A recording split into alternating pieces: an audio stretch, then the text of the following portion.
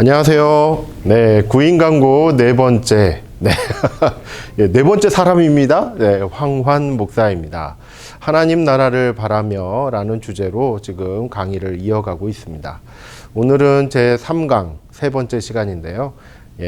인격으로 나타난 하나님 나라라는 주제로 앞으로 3주에 걸쳐서 세 번에 걸쳐서 이렇게 이야기를 좀 나누려고 합니다.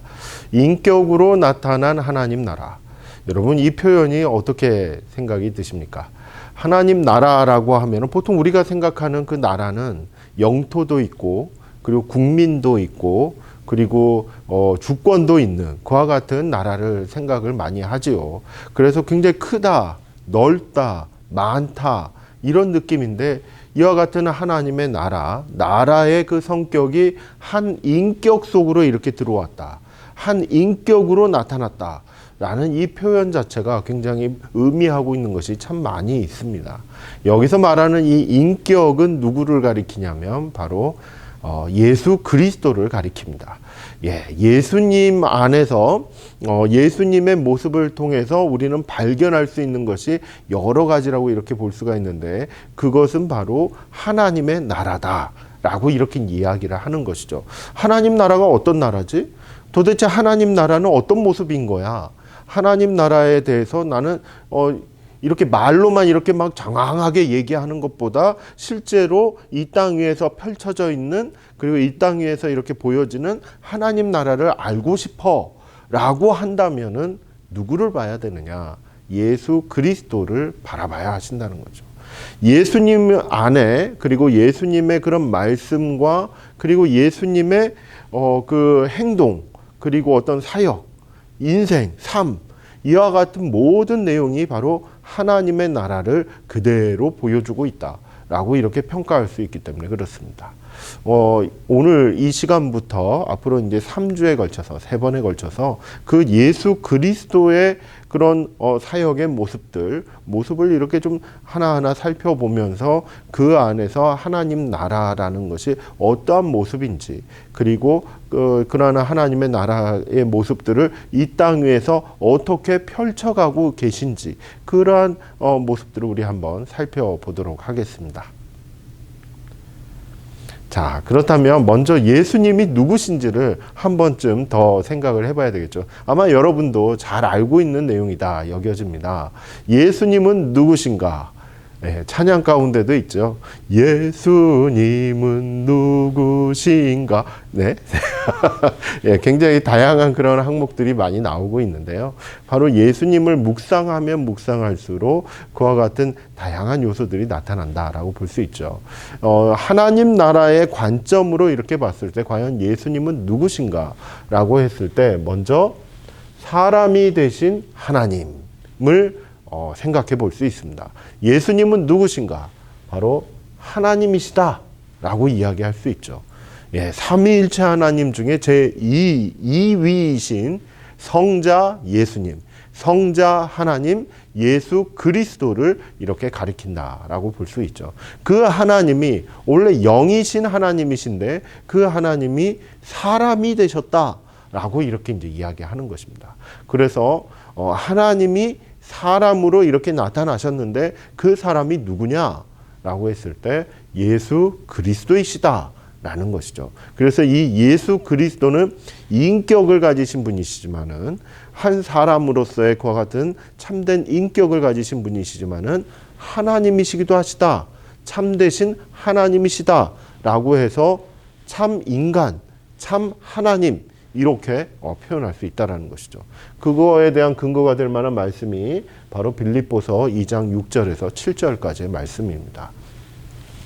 그는 근본 하나님의 본체시나 라고 했죠. 바로 근본 하나님의 본체시나 이렇게 얘기했을 때 하나님이시다 라는 것을 이렇게 이제 이야기하는 것이죠. 그런데 그 예수 그리스도께서는 하나님과 동등됨을 취할 것으로 여기지 아니하시고 라고 얘기해요. 그래서 하나님이시지만은 하나님과 동등되게 여기실 것으로, 그렇게 취할 것으로 이렇게 여기지 아니하시고 이제 무엇이 되셨냐? 자기를 비워서 종의 형체를 가지셔서 사람들과 같이 되셨고 라고 이렇게 정리를 하는 것입니다. 본체는 바로 하나님이신 거죠. 원래 하나님이시라는 겁니다. 그런데 자기를 비우셔서 하나님으로서 그와 같은 모든 영광과 존귀 이런 부분들을 이제는 잠시 내려놓으시고 종의 형체, 사람의 형체를 이렇게 입으셨다라고 이렇게 평가를 하는 것이죠. 바로 예수 그리스도는 사람이 되신 하나님이시다라고 이렇게 이야기하는 것입니다. 그렇다면 또 한편으로 예수님은 어떤 분이시냐, 어떤 사람이냐라고 했을 때 하나님이신 사람이지만은 또 한편으로는 이렇게 이야기합니다. 말씀 그 자체이신 사람이다라고 얘기합니다. 사람으로서 갖는 모든 특징을 다 가지고 계시지만은 그 중에 말씀 그 자체이신 사람은 바로 예수 그리스도밖에 없다라는 거예요. 하나님의 말씀은 천지를 창조하시는 그와 같은 능력 있는 그와 같은 하나님의 모습으로 나타나죠. 이 말씀은 하나님 그 자체와도 같습니다.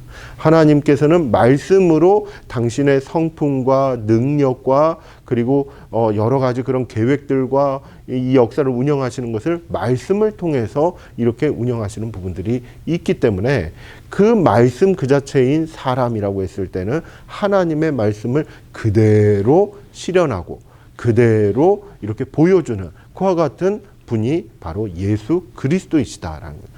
하나님이시고 하나님의 말씀 그 자체이신 사람, 바로 예수 그리스도를 가리킨다라는 것이죠. 이 표현을 보시면은 말씀이 육신이 되어라고 이렇게 이야기를 합니다. 요한복음 1장 14절 말씀이죠. 말씀이 육신이 되었다. 이 공기 중에 떠도는 그런 음성을 보면은 이게 눈에 보여집니까? 보여지는 것이 아니라 귀로 이렇게 확인을 하는 것이죠. 눈으로 보는 것이 아니라 귀로 확인하는 것이죠.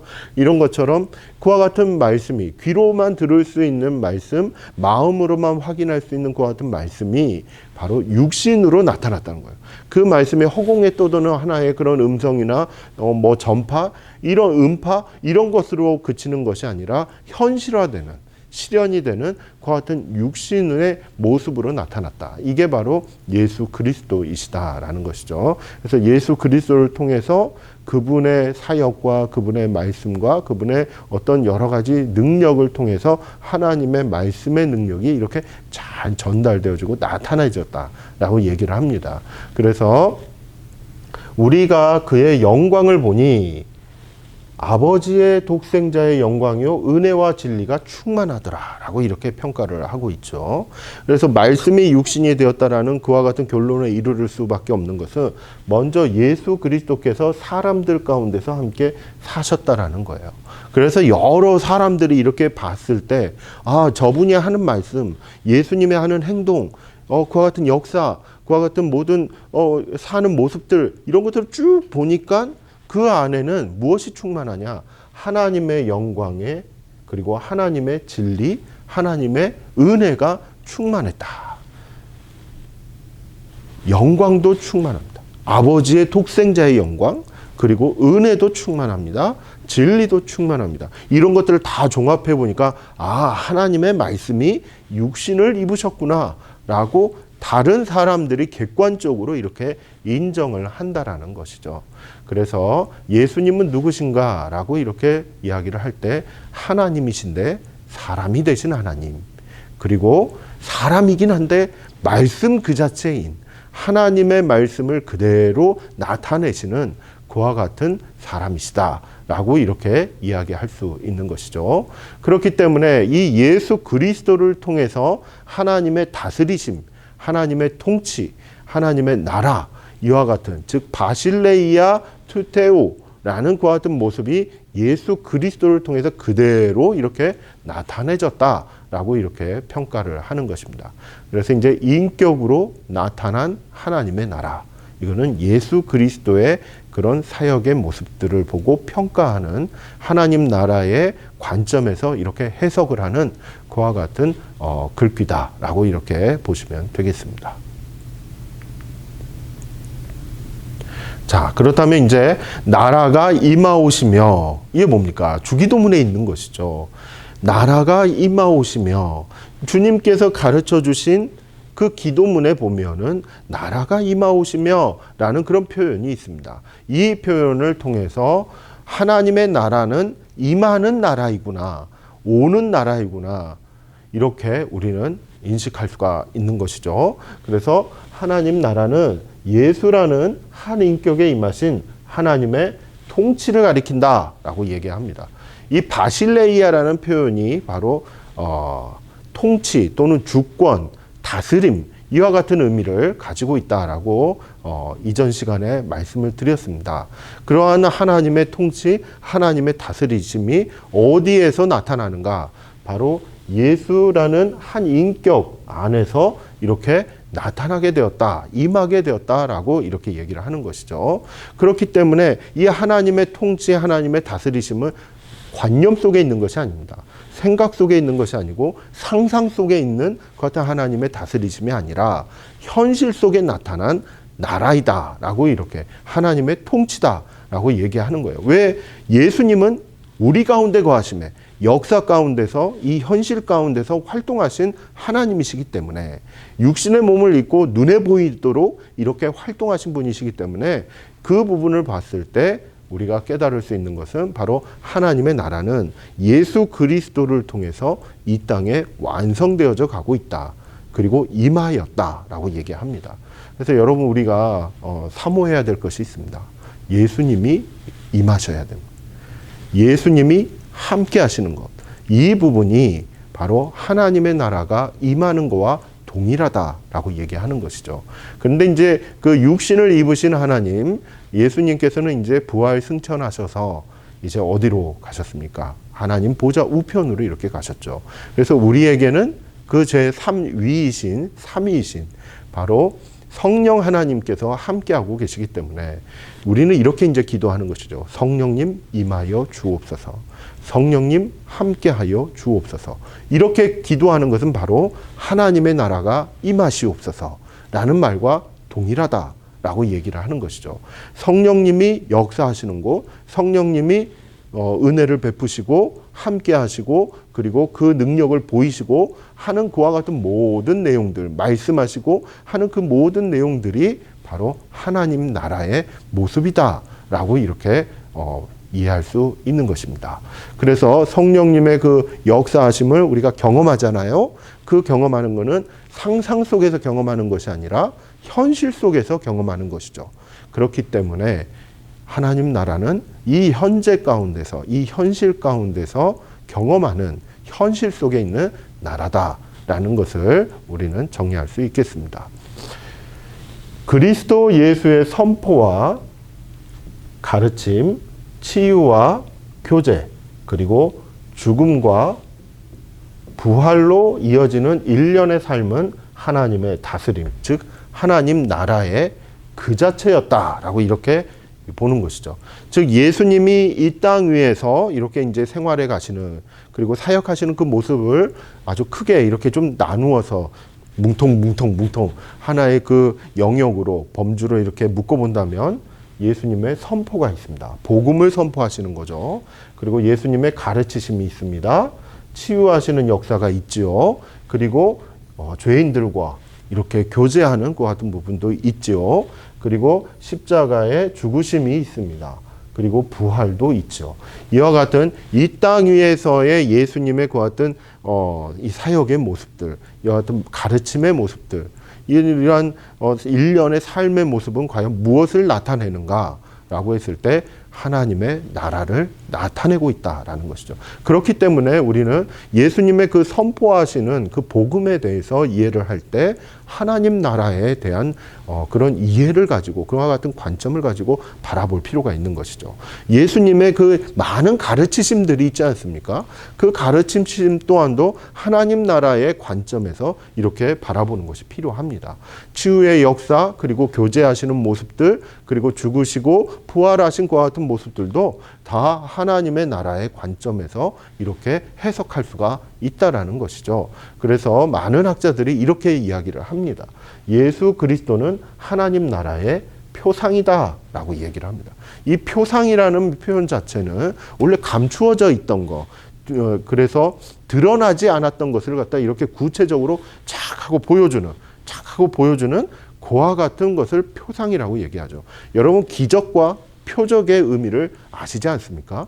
기적은 그냥 기이한 어떤 하나의 이해하기 힘든 원인을 잘 이렇게 분석하기 힘든 그와 같은 기이한 일들을 기적이라고 이야기를 하죠. 표적은 무엇입니까? 표적은 감추어진 어떤 비밀을 이렇게 나타내 보이기 위해서 이례적으로 또는 특수한 상황에서 그때에만 이렇게 탁 나타나는 그와 같은 현상을 이야기하는 것이죠. 그래서 요한복음에 보면은 예수님의 기적이 여러 가지로 이렇게 설명이 되고 있는데 그것을 다 표적이다라고 이렇게 표현을 합니다. 그 이야기는 예수님의 그 기적은 무엇을 드러내기 위한 것이다라는 것. 감추어졌던 것은 그게 무엇입니까? 바로 하나님의 역사, 하나님의 나라를 드러내기 위한, 나타내기 위한 그와 같은 하나의 사역이고 하나의 모습이다라고 이야기하는 것이죠. 그렇기 때문에 예수님의 그런 처음과 끝, 예수님의 이 땅 위에서의 그 같은 삶의 시작과 부활 승천하시기까지의 그 같은 이 땅 위에서의 삶의 내용들은 하나님 나라를 그대로 보여주는 그와 같은 것이다 라고 이렇게 해석하시면 되겠습니다. 자, 그렇다면 이제 한 6가지 주제였죠. 아까 그 앞서서 이야기했을 때 예수님의 선포와 가르치심, 그리고 무엇입니까? 치유와 교제, 그리고 죽음과 부활. 네, 요 내용을 이번 주와 다음 주 그리고 그 다음 주에 이어서 이렇게 한번 꼼꼼하게 한번 좀 살펴보고자 합니다. 특별히 오늘 이 시간에는 예수님의 그 복음의 선포, 예수님의 선포와 비유로 설명하시는 그와 같은 하나님 나라에 대해서 간략하게 한번 좀 말씀을 드리고자 합니다. 자, 하나님 나라의 복음 선포라고 했습니다. 예수님께서 천국 복음을 전하신 그와 같은 역사를 우리는 잘 알고 있죠. 예수님께서는 하나님 나라의 복음을 선포하셨습니다. 누가복음 4장 18절에서 19절 너무나 유명한 말씀인데 바로 갈릴리에 있는 그 나사렛 회당에서 선포를 하신 거예요. 예수님이 이렇게 딱 나타났을 때 이 말씀이 너희 귀에 응하였다라고 이렇게 얘기해요. 그대로 임하여졌고 이루어졌다라고. 왜요? 예수님이 나타났으니까. 하나님 나라가 그 자리에 이렇게 임한 거나 다름없다라고 얘기를 합니다. 그랬을 때 그 하나님의 나라의 복음은 과연 어떠한 것을 가리키는가라고 했을 때 예수님은 이렇게 말씀하시죠. 주의 성령이 내게 임하였으니 이는 가난한 자에게 복음을 전하게 하시려고 마음이 가난한 자, 삶이 가난한 자, 물질적이든 영적이든 가난한 자에게 복음을 전하게 하시려는 그 같은 예수님의 이 땅에 오시는 그와 같은 이유, 이것을 이야기하는 것이죠. 즉 하나님 나라가 이 땅에 임하는, 하나님 나라가 임하는 이유는 뭐냐? 복음이 전달되기 위해서다. 복음을 전하기 위해서 하나님 나라가, 하나님의 다스리심이 임하게 된 것이다. 그 하나님의 나라는 어떤 나라인가? 라고 했을 때 바로 자유를 주는 나라다. 포로된 자에게 자유를, 눈먼 자에게 다시 보게 함을 전파하며, 이것 또한 하나의 자유인 것이죠. 신체적인 부자유함 가운데서 자유롭게 하는, 그리고 눌린 자를 자유롭게 하고 주의 은혜의 해를 전파하게 하려 하심이라. 이렇게 자유롭게 하는 그와 같은 하나님 나라의 임하심은 바로 은혜 가운데서, 대가를 바라지 않는 은혜 가운데서 이렇게 임하는 것이다 라고 이렇게 설명하시는 것이죠. 이러한 하나님 나라의 그 복음의 선포의 그 의미는 바로 하나님 나라는 자유롭게 하는 나라이고, 이것을 위해서 예수님이 보내심을 받았고, 그리고 그 예수님은, 인간이신 예수님은 바로 기름을 부으시고 나를 보내셨다. 즉 성령으로 충만하게 하시며 이렇게 보냄을 받았다라고 이렇게 설명하고 있으신 것이죠. 그 이와 같은 모습이 바로 그 나사렛 회당에 있는 많은 사람들에게 너희 귀에 응하였다. 이 말씀이 응하였다라고 이렇게 설명을 하시면서 하나님 나라가 임하였다라고 이렇게 선포하시는 것입니다. 자, 그리고 그러한 하나님 나라의 그 복음 선포가 또한 어떠한 의미를 가지고 있냐면 다가오는 하나님 나라의 실제를 알리시는 그와 같은 의미를 가지고 있습니다. 이 선포라는 것이 무엇입니까? 알리는 것입니다. 이 알리는 건데 뭘 알리느냐? 알리는 내용은 바로 하나님 나라가 이 땅에 이루어졌다. 이 땅에 임하였다. 이와 같은 이야기를 하고 있는 것인데 그 하나님의 나라는 앞서서 이야기했던 것처럼 미래에 완성되는 하나님 나라인 것이죠. 지금의 이 땅 위에서의 그 어떤 하나님의 나라, 예수 그리스도께서 보여주시는 그 어떤 하나님의 나라, 이와 같은 부분은 예수님이 계시기 때문에 완성된 형태를 이렇게 알려주시는 것이지만은 예수님이 계시지 않는 대신에 성령의 역사가 나타나는 그 자리 가운데는 완성된 모습으로 임하지만은 성령님이 떠나가신 그 자리는 하나님의 나라의 모습이 아닌 것이죠. 그리고 성령님이 이렇게 온 세상에 편재해 계시는 것은 분명하지만은 여전히도 악한 무리들을 이렇게 보시면서 놔두시면서 그 안에서 믿는 자들을 훈련시키시고 다시 한번 성장시키시는 그와 같은 모습들을 볼 수가 있죠. 그렇기 때문에 하나님 나라의 모습이 아닌 그와 같은 형태 가운데, 그와 같은 상황 속에서 우리는 때로는 훈련을 받기도 하고 있습니다. 그런데 이처럼 하나님 나라의 복음 선포가 갖는 의미는 미래에는 그와 같은 훈련의 과정이 이제 다 끝나는 거예요. 그렇기 때문에 하나님의 나라가 완성된 형태가 예수님 다시 오시는 그때에 이렇게 이루어지는데 그 시점이 점점 다가오고 있다라고 얘기를 하는 것이죠. 그래서 예수님께서는 이렇게 선포하십니다. 이르시되 때가 찼고 하나님의 나라가 가까이 왔으니 회개하고 복음을 믿으라라고 이렇게 얘기를 하시는 거죠. 하나님의 나라는 예수 그리스도와 함께 완성된 형태로 나타납니다. 임하시는 거예요. 그렇기 때문에 하나님의 나라가 이 일반 사람들의 그 입장에서는 점점 다가오고 있는 그와 같은 의미를 가지고 있는 것이죠. 그래서 알려드리는 겁니다. 알려드리는 거예요. 예수님께서는 이렇게 복음을 선포하시면서 하나님 나라가 가까이 오고 있다. 그러니까 그 하나님 나라를 경험하려면은 회개하고 복음을 믿어야 한다. 라고 이렇게 선포하시며 알리시는 것이죠. 이 선포를 듣고 회개하고 그리고 복음을 믿고 의지하며 예수님의 그 다스리심에 순종하며 따라가는 자, 바로 하나님 나라 안에서 그 하나님의 다스리심 안에서 이렇게 살아가는 그와 같은 사람들인 것이죠. 여러분과 저인 것입니다. 네. 그래서 이와 같은 하나님 나라의 그 복음 선포에 대한 의미를 이렇게 정리해 볼 수 있겠습니다. 예수님께서는 이 복음을 선포하실 때 하나님 나라의 복음을 선포하셨다라는 것, 그리고 이 복음의 내용을 보면 다가오는 하나님 나라가 이 땅 위에 실제로 임하게 되었다라는 것을 이렇게 알리시는 그와 같은 내용이다라고 정리할 수 있겠습니다. 자, 그 다음에 이제 우리가 살펴볼 수 있는 것은 바로 가르치심이죠. 가르치심. 하나님의 나라에 대해서 예수님께서는 가르치셨습니다. 근데 이 가르치시는 방식이 어떤 거였냐면 이렇게 장황하게 이렇게 막 하나님 나라는 어떻고 저렇고 요렇고 하면서 명제 형식으로 이렇게 막 다 가르쳤다기보다는 비유 형태로 이렇게 가르쳐 주셨어요. 왜 비유였을까? 하필이면 왜 비유였을까? 이걸 또 생각하려면 나름대로 이제 상상력을 갖다 막 이렇게 발휘를 해야 되는 우리의 입장을 하나님도 아셨을 텐데, 예수님도 아셨을 텐데, 그런데 그 하나님 나라를 정말 잘 이해할 수 있는 그 같은 방법으로는 예수님이 이렇게 선택하셨던 것은 바로 비유를 통해서 묵상하게 하시고 상상하게 하시고 그 과정 가운데서 이 하나님 나라를 믿는 믿음을 가질 수 있도록 성령의 역사가 임하는 그와 같은 은혜의 시간으로 우리를 인도해 주신다라고 이렇게 믿게 되는 것이죠. 그래서 예수님께서는 이 비유를 통해서 하나님 나라가 어떠한 나라인지를 이렇게 다 설명을 해 주셨습니다. 그 비유의 말씀들이 바로 마태복음 13장, 마가복음 4장, 누가복음 15장, 이와 같은 그런 말씀들을 갖다 이렇게 쭉 보면은 예수님의 그런 비유의 그런 말씀들, 그와 같은 가르치심들이 쭉 있는데 그와 같은 것을 우리는 통해서 하나님 나라를 알아갈 수 있다는 것이죠.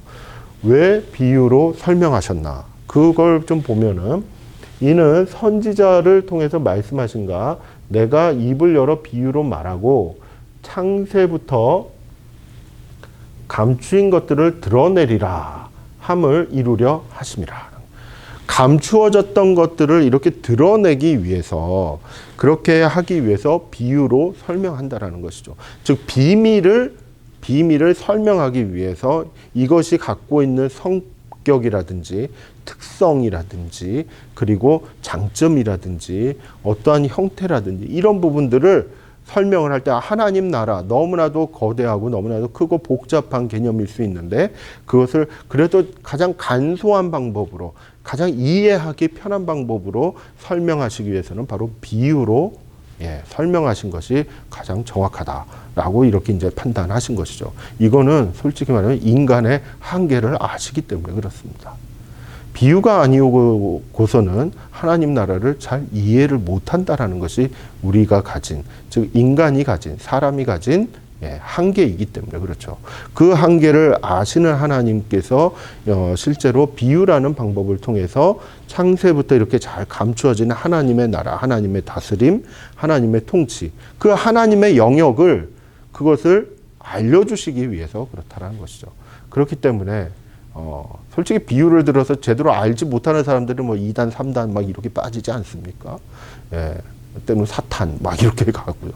그런 것처럼 우리는 이 비유의 말씀을 들었을 때 곰곰이 묵상하면서 성령님께 지혜를 구하고 그리고 하나님께서 이렇게 알려주시고자 하는 것을 잘 깨닫는 그 같은 자세, 그 같은 준비하는 자세, 열린 마음의 자세, 이런 부분들이 필요하다라고 말씀드릴 수 있겠습니다. 그리고 겸손해야 합니다. 네.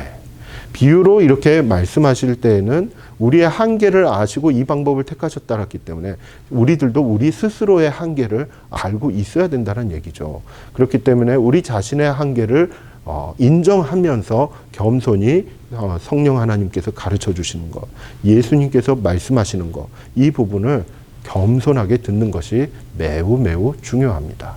자, 그렇다면은 그 내용을 좀 한번 구체적으로 살펴보면 마가복음 4장에 보면 씨 뿌리는 자, 저절로 자라는 씨, 그리고 겨자씨 씨의 비유. 주로 씨를 통해서, 이 씨앗을 통해서 하나님 나라를 많이 이렇게 설명을 하셨습니다.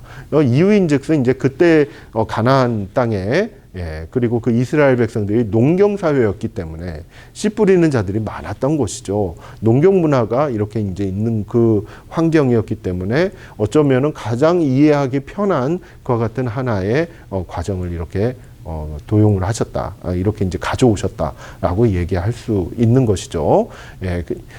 이와 같은 세 가지의 그런 비유의 말씀 중에 겨자씨 비유를 한번 보겠습니다. 또 이르시되 우리가 하나님 나라를 어떻게 비교하며 또 무슨 비유로 나타낼까? 예수님께서 하신 말씀이죠. 하나님 나라를 어떻게 비교하며 또 무슨 비유로 나타낼까라고 하시면서 겨자씨 한 알과 같으니 라고 이렇게 이야기하십니다. 하나님 나라는 겨자씨 한 알과도 같다. 겨자씨 한 알이 갖고 있는 그 의미에 대해서도 이렇게 이제 설명을 하시는 겁니다.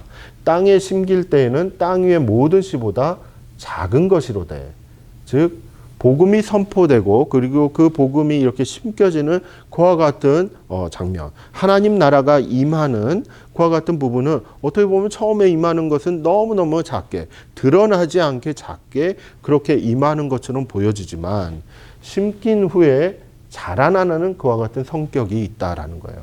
하나님 나라는 자라난다. 즉 처음엔 작았지만은 점점 자라나는 그와 같은 성격이 있다는 것이죠. 몸집과 저처럼 이와 같은 몸집과 뭐 키와 그리고 어떤 능력 뭐 이런 부분들이 점점 자라나는 그와 같은 특성을 가지고 있는 게 바로 하나님 나라다라고 이렇게 이야기를 하신 거죠. 그래서 모든 풀보다 커지며 큰 가지를 내나니 공중의 새들이 그 그늘에 깃들일 만큼 되느니라 라고 이렇게 설명하고 있습니다. 즉 하나님 나라는 어떤 나라인가 라고 했을 때 겨자씨 한 알과도 같은데 작다가 성장하는, 즉 자라나는 그와 같은 나라의 그와 같은 형상의 모습을 가지고 있다라는 것이죠. 그래서 이 복음은 어떻게 보면 짧지만 하지만 그 복음은 자라나는 성격이 있다라는 겁니다. 이 사람에게 전해졌을 때 이 사람이 또 다른 사람에게 또 다른 사람에게 이렇게 점점 자라나는, 그래서 이 복음의 영향력 아래, 그리고 하나님 나라의 그 영향력 아래 이렇게 들어오는 그와 같은 역사가 바로 사건들이 점점 커지고 있다라는 것을 이렇게 보여주는 것이죠. 자, 그리고 누가복음 15장에는 잃어버린 양, 잃어버린 은전, 잃어버린 아들의, 저는 이걸 갖다 어떻게 이제 외웠냐면 양동탕 이렇게 외웠습니다. 잃어버린 양, 잃어버린 은전, 동전이죠. 예, 그래서 양동, 양동탕, 예, 잃어버린 아들, 탕자. 예, 이렇게 이제 외우긴 했었는데 누가복음 15장에 있는 내용입니다. 그 내용을 보면은 뭐랄까요, 공통적으로 나오는 게 있죠. 바로 내가 너희에게 이르노니 이와 같이 죄인 한 사람이 회개하면 하나님의 사자들 앞에서 무엇이 있다? 기쁨이 되느니라 라고 이렇게 이야기합니다. 잔치가 열리는 그와 같은 내용이 나와요.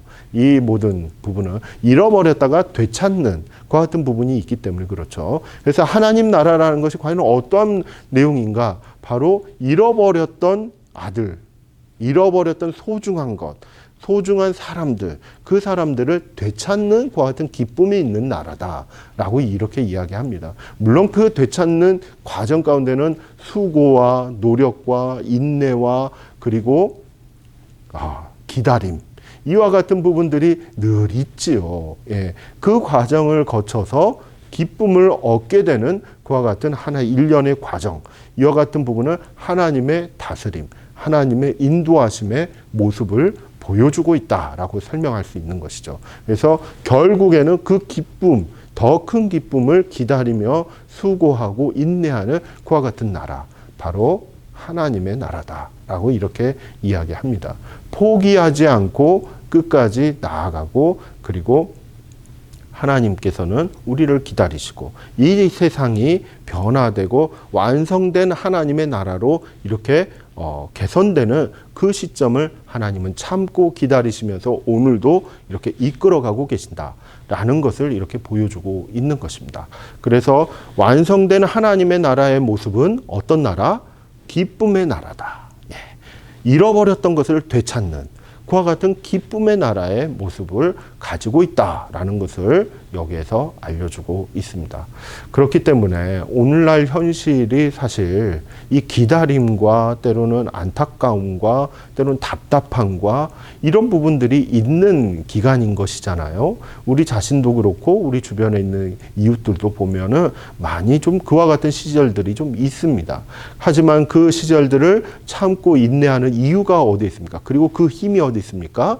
완성된 하나님 나라가 바로 기쁨의 나라가 될 것이기 때문에 그 영광의 나라를 바라보면서 오늘날은 한 걸음 때로는 힘들기는 하지만은 그래도 인내하는 힘을 그 나라를 바라보며 기쁨의 나라, 영광의 나라를 바라보며 인내하고 그리고 견디고 그리고 힘내고 그리고 현실을 조금씩 바꾸어 나가는, 그래서 잃어버렸던 것들을 한 명 한 명 찾아오는 이와 같은 나라의 모습이다라고 이야기할 수 있겠습니다.